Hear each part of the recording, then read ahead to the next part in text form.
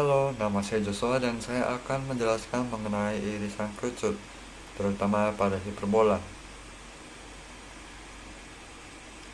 Nah, irisan kerucut merupakan sebuah kurva yang dibentuk oleh perpotongan dua kerucut yang berlawanan dan bidang yang memotong setengah dari kerucut tersebut. Nah, hiperbola ini dibagi menjadi dua, yaitu vertikal dan horizontal.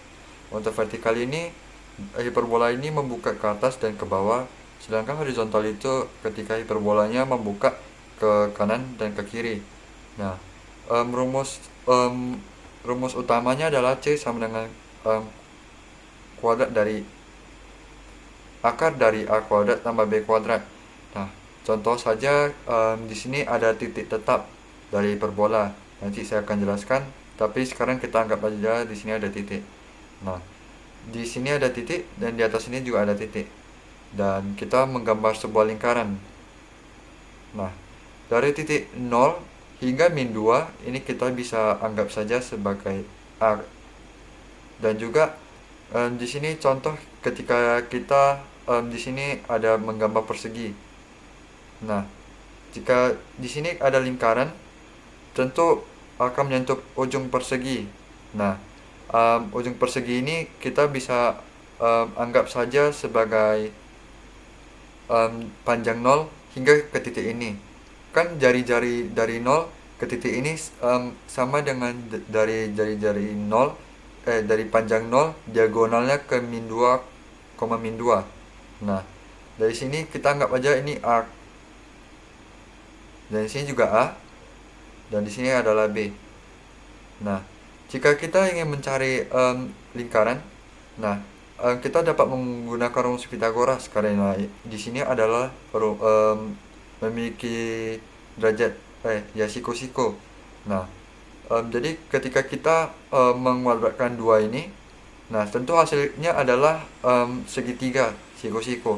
Nah, panjang ini kita dapat pindahkan ke atas sini dan ini adalah titik jari-jari lingkaran ya. Nah, artinya dari panjang ini A dan B kuadrat ini ketika kita jumlahkan akan menghasilkan C kuadrat.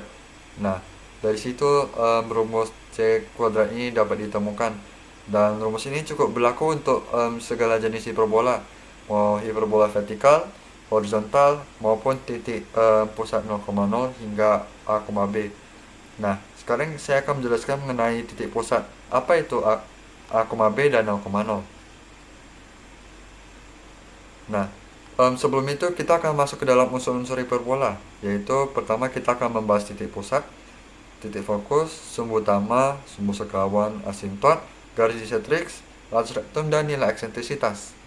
Nah, titik pusat adalah titik tengah dari segmen garis yang menghubungkan kedua fokus. Dan titik pusat ini dibagi menjadi dua, yaitu hiperbola 0,0, yaitu memang selalu di 0,0, dan juga A, B atau H, K atau D, E. Nah, ini dapat kita ganti dengan angkanya ya. Contoh 0,1 ya artinya dia ada di sini, 1,1 di sini, 2,1 yang artinya di sini, dan seterusnya.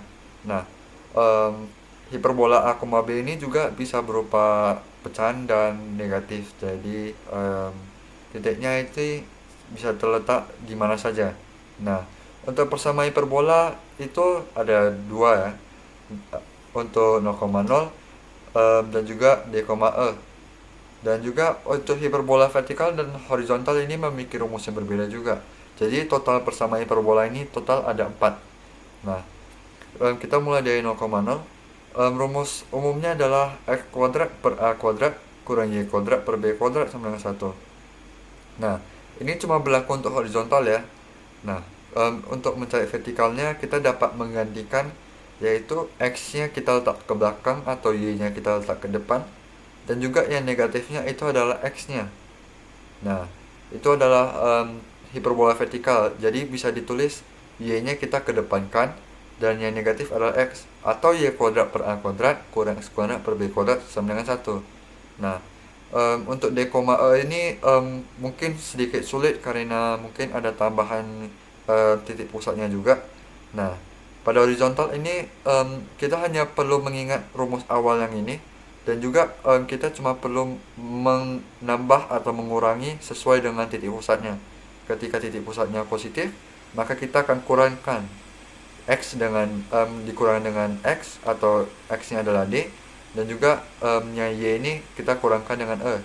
Nah, ketika isinya adalah min D, min E, artinya X kuadrat tambah E kuadrat. Nah, simpelnya begitu. Baru hiperbola horizontal ini memiliki rumus yang hampir sama dengan hiperbola horizontal 0,0. Nah, kalian hanya perlu menambahkan atau mengurangi D, E. Sama halnya juga hiperbola vertikal, di mana kalian perlu menambahkan atau mengurangkan E, D. Nah, mengapa E, D? Karena Y-nya kita udah letak ke depan, dan juga X-nya udah di belakang. Ingat, yang berpasangan itu adalah X dengan X, dan juga Y, Y. Nah, jadi ini adalah rumus utama dari persamaan hiperbola. Nah, di titik fokus itu mungkin digunakan untuk mendefinisikan bentuk hiperbola, dan titik fokus ini tidak dapat berubah sama sekali.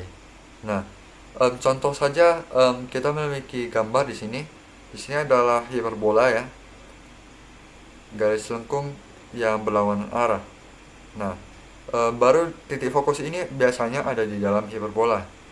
Nilainya tidak dapat berubah, mau di sini nggak bisa, tapi udah pasti selalu di sini. Nah, titik fokus hiperbola ini dapat kita cari menggunakan rumus C. Nah, C ini tadi kita dapat cari dengan mencari dengan